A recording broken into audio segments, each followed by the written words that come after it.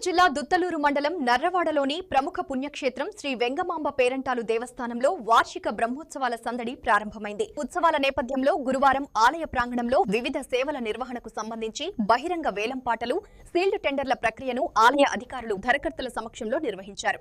మొత్తం 17 విభాగాలకు టెండర్లు ఆహ్వానించగా ప్రస్తుతం 2 విభాగాలకు మాత్రమే వేలం ప్రక్రియ విజయవంతంగా పూర్తయింది. మిగిలిన విభాగాలకు ఆన్లైన్ ద్వారా దరఖాస్తులు అందాయని ఆలయ ఇన్ఛార్జ్ ఈవో శ్రీనివాసులు రెడ్డి తెలిపారు.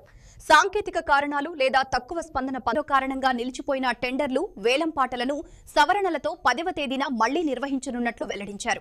భక్తులకు ఎలాంటి ఇబ్బందులు కలగకుండా బ్రహ్మోత్సవాలను ఘనంగా నిర్వహించేందుకు అన్ని ఏర్పాట్లు చేస్తున్నట్లు ఆలయ అధికారులు తెలిపారు. నమస్కారం అండి. శ్రీ వెంగమాంబ పేరంటాళ్ళ అమ్మవారి దేవస్థానం, నర్రవాడ గ్రామం, దుత్తలూరు మండలం, నెల్లూరు జిల్లా. ఈరోజు దేవస్థానానికి సంబంధించి వార్షిక టెండర్లు పిలవటం జరిగింది.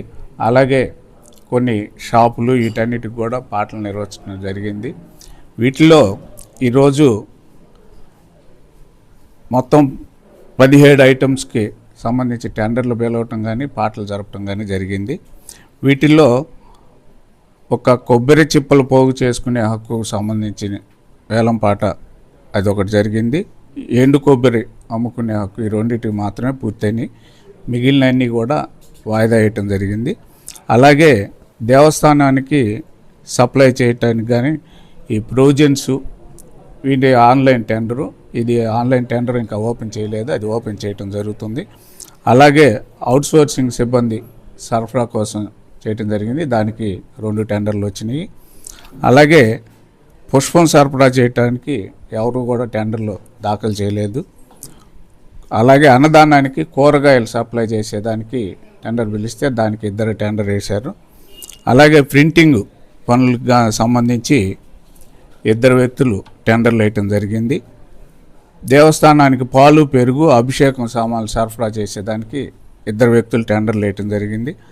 అలాగే కరెంటు మరియు ప్లంబింగ్ సామాన్లు సరఫరా చేసేదానికి 2 టెండర్లు వేయటం జరిగింది. వస్త్రాలు సరఫరా చేసేదానికి, అలాగే గోశాలకు వరిగడ్డి, వాటి దానా సంబంధించి టెండర్లో ఎవరు కూడా పాల్గొనలేదు. ఈరోజు ఆగిపోయిన ఈ పాటలు కానీ ఈ టెండర్లు కానీ మళ్ళీ మార్చి 10వ తారీఖున తిరిగి జరపడం జరుగుతుంది.